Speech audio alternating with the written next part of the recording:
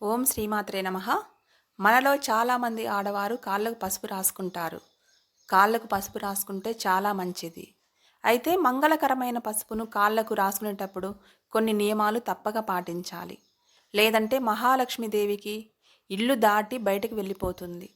కాళ్ళకు పసుపు రాసుకునేటప్పుడు చేయకూడని పొరపాట్లు, పాటించాల్సిన నియమాల గురించి ఇప్పుడు మనం తెలుసుకుందాం.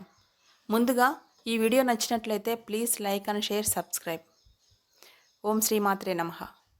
పసుపు చాలా పవిత్రమైనది కాబట్టి పసుపును ప్లాస్టిక్ డబ్బాలో పెట్టకూడదు. పసుపును ఎల్లప్పుడూ వెండి, ఇత్తడి లేదా గాజు సీసాలో భద్రపరచాలి. వివాహమైన స్త్రీలు ప్రతి మంగళవారం మరియు శుక్రవారాల్లో తప్పనిసరిగా కాళ్ళకు పసుపు రాసుకోవాలి. దీనివల్ల గౌరీదేవి కటాక్షంతో సుమంగళి ప్రాప్తి లభిస్తుంది. తులసి కోటలో దేవతలు నివసిస్తారు కాబట్టి తులసి యొక్క వద్ద కూర్చొని పసుపు రాసుకుంటే చాలా మంచిది. ఇక మీ ఇంట్లో పూజలు, వ్రతాలు చేసేటప్పుడు ఇంటికి వచ్చిన ముత్తైదువులకు ఖచ్చితంగా కాళ్ళకు పసుపు పూసి రాసి పాపిట్ల కుంకుమ బొట్టు పెట్టి తాంబూలం ఇస్తే మీ పుణ్యఫలం 100 రెట్లు పెరుగుతుంది. కాళ్ళకు పసుపు రాసుకునేటప్పుడు తూర్పు లేదా ఉత్తర ముఖంగా కూర్చొని పసుపు రాయాలి. కొంతమంది ఆడవారు కాళ్ళ మడమలకు పసుపు రాయకుండా కేవలం కాళ్ళ పైభాగంలోనే పసుపు రాసుకుంటారు. మడమలకు పసుపు రాసుకోకపోతే లక్ష్మీదేవి అస్సలు నిలవదు. అలాగే కొంతమంది ఆడవారు రాత్రిపూట కాళ్ళకు పసుపు రాసుకుంటారు. రాత్రి చీకటి పడ్డాక కాళ్ళకు పసుపు రాసుకోకూడదు. అలాగే ఆడవారికి నెలసరి వచ్చినప్పుడు మరియు మీ ఇంట్లో సూదకం ఉన్నప్పుడు కాళ్ళకు పసుపు రాసుకోకూడదు. అలాగే మనలో చాలామంది కెమికల్స్ కలిపిన పసుపును ఉపయోగిస్తారు. అయితే కెమికల్స్ ఉన్న పసుపును కాళ్ళకు వాడకూడదు.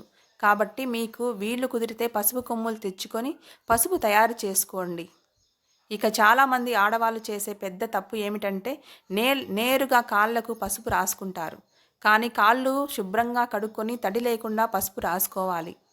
అలాగే ఎడమ చేత్తో కాళ్ళకు పసుపు రాసుకోకూడదు. శాస్త్రం ప్రకారం ఎడమ చేత్తో పసుపు ముట్టుకోకూడదు. అలాగే చాలామంది ఆడవారు నిలబడి కాళ్ళకు పసుపు రాసుకుంటారు. కానీ ఇది చాలా పెద్ద తప్పు. కాళ్ళకు పసుపు రాసేటప్పుడు చక్కగా కూర్చొని ప్రశాంతంగా రాసుకోవాలి. అలాగే పూజలో దేవుడి దగ్గర వాడే పసుపును కాళ్ళకు రాసుకోకూడదు. కాబట్టి కాళ్ళకు రాసుకునే పసుపును సపరేట్గా పెట్టుకోండి. అలాగే పసుపును పొరపాటున కూడా కాళ్ళతో తొక్కకూడదు. పసుపు కింద పడితే చేత్తో తీసి ఏదైనా చెట్టు దగ్గర వేయండి. కాళ్ళకు పసుపు రాసుకునేటప్పుడు ఓం శ్రీ మహాలక్ష్మీ నమః, ఓం శ్రీ మహాలక్ష్మీ నమః అని మీ మనసులో జపించండి. మీ ఇంట్లోని అప్పుల బాధలు తొలగి లక్ష్మీదేవి స్థిరంగా ఉంటుంది. ప్రతి శుక్రవారం గడపని శుభ్రం చేసి పసుపు రాసి కుంకుమ బొట్లు పెడితే మీ ఇంట్లో ఉన్న దరిద్ర దేవత బయటికి వెళ్ళిపోయి మీ ఇంట్లోకి లక్ష్మీదేవి అడుగు పెడుతుంది. ఆడవాళ్ళు కాళ్ళకు పసుపు రాసుకున్నాక గౌరీ అష్టోత్తరం చదివితే చాలా మంచిది. దీనివల్ల మీ భర్త ఆయుష్ పెరుగుతుంది.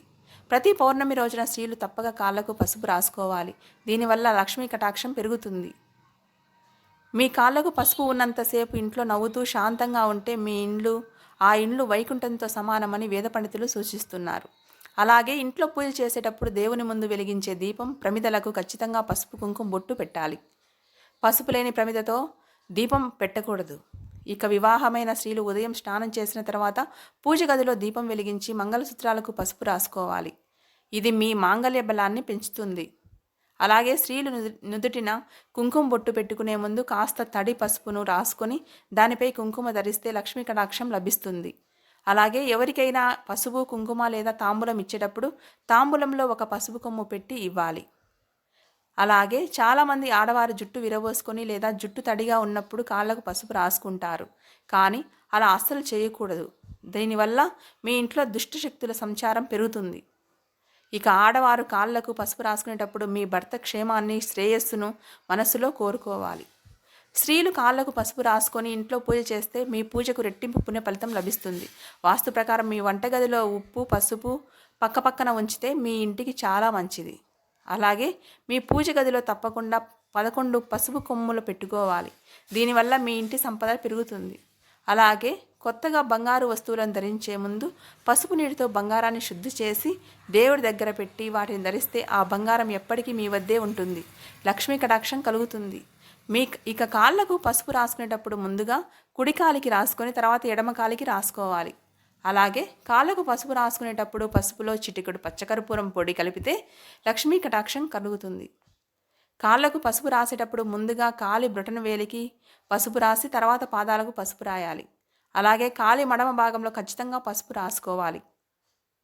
ఆడవారు కాళ్లకు పసుపు రాసుకున్న రోజున ఎవరికైనా పేదలకు అన్నం దానం చేస్తే నిండు సౌభాగ్యం కలుగుతుంది. ఇక మీ జాతకంలో గురుబలం తక్కువగా ఉంటే ప్రతి గురువారం కాళ్ళకు పసుపు రాసుకోండి. జాతకంలో గురుబలం పెరిగి అదృష్టం ఐశ్వర్యం కలిసొస్తుంది. ఇక కాళ్ళకు పసుపు రాసుకునేటప్పుడు మంచం పైన ఎదిరించకూడదు.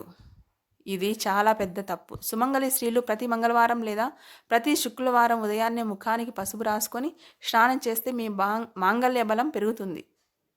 అలాగే ఇంట్లో పూజలు వ్రతాలు చేసేటప్పుడు పసుపు లేదా ఎరుపు రంగు వస్త్రాలు ధరించండి. అలాగే మనలో చాలామంది పూజ గదిలో నీటితో నింపిన రాగి కలశం పెట్టుకుంటారు.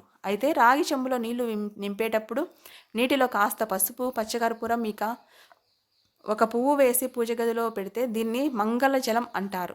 పూజ పూర్తయ్యాక ఈ నీటిని ఇల్లంతా చిలకరిస్తే మీ ఇంటికి చాలా మంచిది.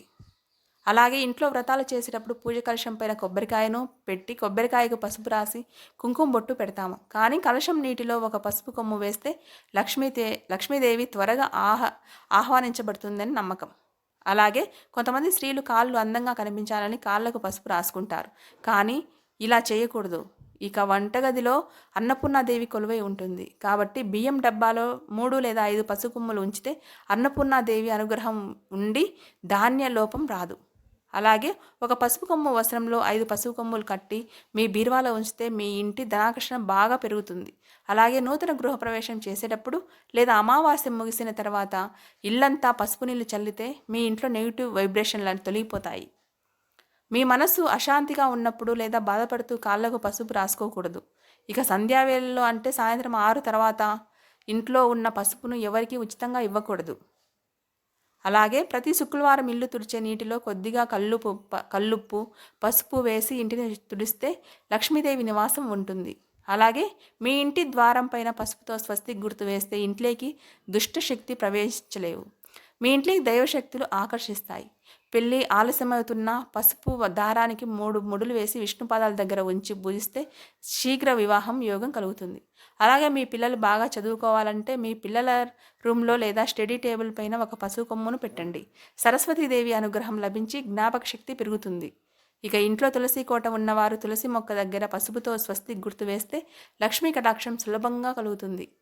కటిక పేదరికంతో బాధపడేవారు ఒక రావి ఆకుపై పసుపుతో శ్రీం అని రాసి లక్ష్మీదేవి ముందు పెట్టి పూజిస్తే విశేషమైన ధనలాభం కలిగి వస్తుంది.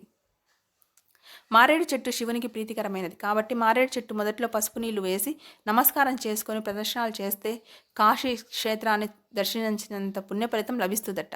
ఇక ఏ ఇంట్లో అయితే ప్రతి శుక్రవారం పసుపుతో చిన్న గౌరమ్మను చేసి పూజిస్తారో ఆ ఇంట్లో ముత్తైదుతనం తరతరాలు వర్ధిల్లుతుంది.